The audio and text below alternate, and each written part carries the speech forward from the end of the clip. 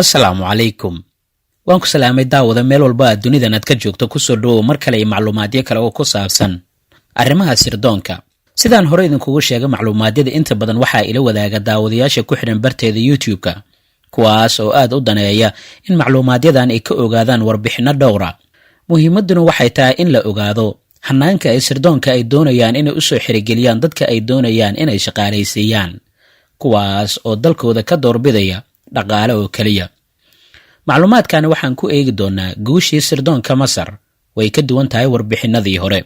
waxay ku bilaabanaysaa saacaddu markii ay garaacday ama ay gaartay bartamihii habeenkii ugu dambeeyay ee sanadkii 1972 oo ay garbaha ay ku qabatay daqiiqadii koowaad ee sanadkii 1973 waxaa ka jiray magaalada Qaahira farxad iyo damaashaad weyn. inkastoo ay jirtay dadweynaha care ay qabeen gaar ahaana dhalinyarada iyo ardada ayaga oo diidan xaaladda dagaal la'aanta iyo nabad la'aanta ka jirta ama ay dalka uu ku sugnaa iyo dhulka masaarida laga haysto ee Israa'iil ay xasuuqa ay ka waday. waxayna la yaabeen sida deganaansho ah ee arrinta ay u wadeen hogaamiyaasha siyaasaddu. si kastaba dabaaldegu habeenkaasi waa socday. xafladaha muyuusiga nalalka guryaha dhexdooda ka shidnaa waxay ahaayeen kuwa ka soo baxayay dariishadaha guryaha. laakiin dhismaha hay-adda ugu weyn ee sirdoonka masaarida waxaa xilligaasi ku kulansanaa saraakiil kale kuwaas oo sabab iyo ujeeddo kale u kulansanaa. muddo markaasi laga joogay sanad ayaa waxaa soo gaaray sirdoonka masaarida warar sheegaya habka difaaca cusub ee Israa'iil oo halis ah oo ay ku samaynayaan kanaalka Suways oo ay doonayaan inay ku talagaleen in ay ku joojiyaan soo gudbid kasta iyo sidoo kale inay isku dayaan ciidamada masaaridu inay kaga soo gudbaan kanaalka iyo sidoo kale xariiqda Barlev oo ku caanbaxday inay tahay xariiq difaactan ugu adag ee taariikhda soo martay. inkastoo wararkaasi laga helay meelo lagu kalsoon yahay haddana waxaa lama huraan ahayd in si fiican loo hubsado iyadoo oo aan wax tallaabo ah la qaadin. sirdoonkii masaarida xilligaasi waxay ka dambeeyey waxay bilaabeen sida kaliya ay ku heli karaan xogaha dhabta ah ee la xiriira arrintaasi qorshaha la damacsan yahay iyo sida ay wax ku suurtageli karaan. dadaalle iyo kulamo isdabajoog ahaa ayaa ka dhacay xarunta weyn ee hay-adda sirdoonka masaarida oo ku taalla magaalada Qaahire ee dalka Masar. waxaa sidoo kale kulamo gaargaara yeelanaya xarumaha hay-adaha sirdoonka ay ku leeyihiin gobollada dalka iyaga oo soo gudbinaya macluumaadyo kala duwan oo ku aadan sidii arrintaasi loo wajihi lahaa loona heli lahaa macluumaadka dhabta ah. sanadkaasi oo dhan waxaa adduunka dhinac walba ku baahsanaa sirdoonka masaarida. waxay lahaayeen awood aad u tiro badan taasi oo micnaheeda ay tahay in xogo iyo macluumaadyo kale ay ka keeni karayaan meel ka baxsan gudaha dalka Masar. waxaana lagu xasuustaa in ciidamadii sirdoonka iyo sidoo kale xubnihii shakhsiyaadka ahaa ee la shaqaynayay sirdoonka masaarida in ay sameeyeen howlgallo kala duwan kuwaas oo lagu difaacayay gudaha dalka Masar. waxay ahaayeen kuwo ka wada shaqaynaya sidii ay u keenaan warbixin islamarkaana ay u soo ururiyaan wax walba oo arrintaasi ku saabsan. maadaama arrinta soo korortay ay tahay ujeeddada ay doonayaan Israa'iiliyiinta taas oo ahaa in kanaalka Suways ay kala jaraan. halis waxay ku ahayd dalka Masar waana ay soo aruuriyeen dhab ahaantii warbixinadii iyo macluumaadkii la doonayay. waxaa la ogaaday in Israa'iiliyiintu ay rabaan inay ku xiraan tubooyinka waaweyn ee dhirirka kanaalka Suways. ujeeddaduna ay tahay in tubooyinkaasi ay soo daayaan walax xulcinaya gebi ahaanba dusha kanaalka haddii ay isku dayaan ciidamada masaarida inay lug ay ku soo maraan halkaasi ama ay isku dayaan inay ka soo gudbaan kanaalka. ujeeddadu waxa ay ahayd in tubooyinkaasi la raaciyo waxyaabo la doonayo in holacaasi ay abuuraan si marka ciidamada masaarida ay doonaan inay kanaalka ay kaga soo gudbaan dhanka buundada gebi ahaanba tubooyinkaasi ay holcaan. walaxdaasi oo kanaalka u bedeli karaysa goobta ugu holaca iyo dhibka badan. arrintaasi halisteeda iyo cirib xumada ka imaan karaysa awgeed haddii ay dhacdo ayaa nimankii ama saraakiishii sarsare ee sirdoonka masaaridu waxay ku jireen dadaal weyn oo ahaa in ay helaan jawaabo ay ku qanci karayaan su'aalo dhowr ah oo la iska weydiinaya arrintaasi. waxay keeneen su'aalo tiro badan oo arrimahaasi ku saabsan taas oo u baahneyd in jawaabahooda la helo waxaana jawaabta ay noqon karaysaa xalka keliya ee looga hortegi kara arrintaasi.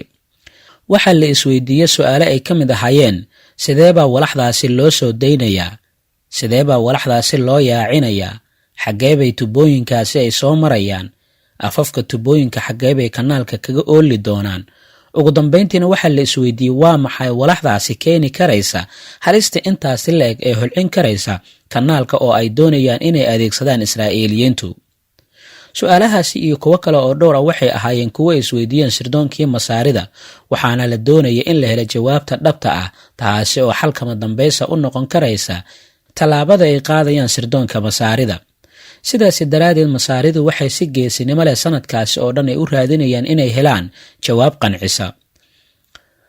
sirdoon jooga dalka Faransiiska islamarkaana si dhow ula shaqaynaya sirdoonkii masaarida kana mid ahaa kuwii awoodda lahaa ee ku sugnaa gudaha dalkaasi, wuxuu si la yaab leh u soo ogaaday noocyada ay yihiin qalabka soo tuuraya walaxdaasi oo ay adeegsan doonaan israa'iiliyiinta diyaariyey. inkastoo magaciisa aanan la sheegin lana qariyay, ayaa haddana waxaa la ogaaday in xogo iyo macluumaadyo kala duwan uu ka helay xubno sirdoonka Israa'iil ka tirsan, kuwaas oo ay saaxiibo ahaayeen, laakiin iyaga aanan ku ogeyn in uu ahaa nin la shaqaynaya sirdoonka masaarida.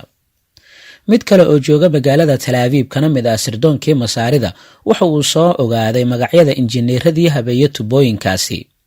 xoghayn Israa'iiliyad ah oo asalkeedu uu ahaa dalka Poland kuna shaqaysa xisaabta sirdoonka masaarida oo joogta bartamaha war isdhaafinta, waxa ay sidoo kale ay soo koobiyeysay habka loo dhigayo tubooyinkaasi.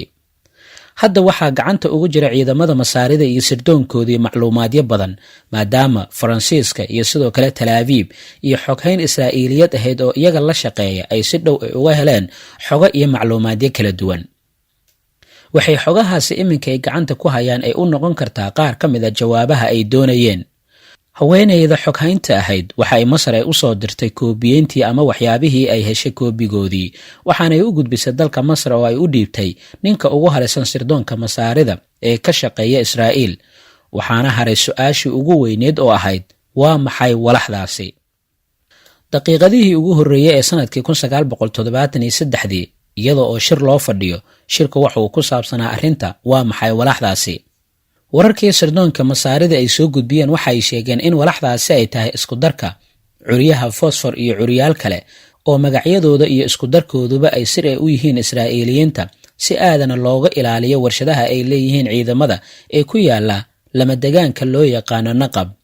arrinta loo ordayaana waxay ahayd in la helo haba yaraatee wax ka mid a walaxdaasi, taasi oo keentay in nimanka shirka u fadhiyey ee ahaa saraakiishii sirdoonka masaarida inay u soo baxdo jawaab ah ma dhici karto in la helo walaxdaasi. waayo warshadaha lagu sameeyo walaxdaasi waxay ku taallaa meel go'doon ah oo waxaa ku wareegsan ilaalo aad iyo aad u adag. dadka ka shaqeeyaana waa dadkii hore oo lasoo xaqiijiyey sooyaal nololeedkooda 1000 jeer ka badankiiba. wax haba yaraatee oo tuhun ahaana aan laga qabin oo dad lagu kalsoonaa ayay ahaayeen kuwa goobta ka shaqaynayay, oo waxaa adkeed in macluumaadyada qaar xitaa ay bixiyaan.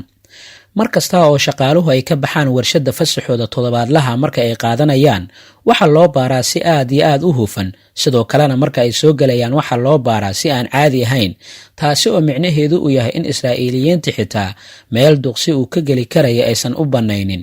maxaad u malaynaysaa masaaridu in meeshaasi ay ka hawaysan karaan? laakiin saraakiishii sirdoonka ee masaarida ee jooga magaalada Qaahire waxay aaminsanaayeen wax kasta oo si walba loo ilaaliyo inay jirto dalool laga geli karo. si kastaba ha loo helay sidii uu yiri Napoleon, wax aanan dhici karin ma jiraan. sidaasi daraaddeed raggii saraakiisha ahaa maskaxdoodii iyo wixii khibrad ay lahaayeen waxay isugu geeyeen si loo helo dalool yar. dabeecadda sirdoonkuna waxaa unug u ahayd in lagu shaqeeyo maskax wada jir ah. saraakiishii sirdoonka waxa ay dib u baareen wax walba oo ku saabsan warshadda Naqab, habka ilaalinta, habka nabadgelyada, xitaa faylasha shaqaalaha iyaga oo aan waxba dhaafin. waagii cusbaa ee 1 Janaayo ayaa ku soo baxay iyadoo tan iyo xalay wixii kofee ahaa ay dhuuqeen oo ay cabayeen dhammaantood si ay maskaxda uga shaqeeyaan. walina waxay ku jireen baaristii faylasha iyo sidoo kale warbixinada. daal tiro badan dartiis ayaa mid ka mid ah wuxuu yiri, haddii aan ogaan lahaa inaan intaan oo dhan aan waqti aan joogayo, waxaan soo qaadan lahaa daawadii qufaca. ninkii ugu sarreeyay oo dhoola cadeen daal ka muuqdo muujinaya ayaa wuxuu isku dayay inuu wax yiraahdo, haddana si kedis ah ayuu u aamusay. dhabanada ayuu qabsaday isaga oo ay ka muuqatay inuu aad u daalan yahay. indhihii la joogay oo dhan ayaa mar wada eegay. wax yar kadib isaga oo farxad yari ay ka muuqatay ayuu yiri, waxaan u malaynayaa inaan helay xal. nin ka mid ah raggii ayaa wuxuu ku yiri, ma waxaad heshay fikrad lagu geli karay warshadda naqab? intuu madaxii ruuxay islamarkaana dhoolla caddeeyey ayuu yidhi maya, sida looga soo bixi lahaa ayaan helay. halkaa ha inoo joogto qaybta koowaad ee macluumaadka ku saabsan guushii sirdoonka Masar. waxaan u mahad celinayaa Suldaan Cali Aadam oo warbixintaani tarjumay. qaybtan qaybta xigta intaan ku kulmi doono nabadgelyo.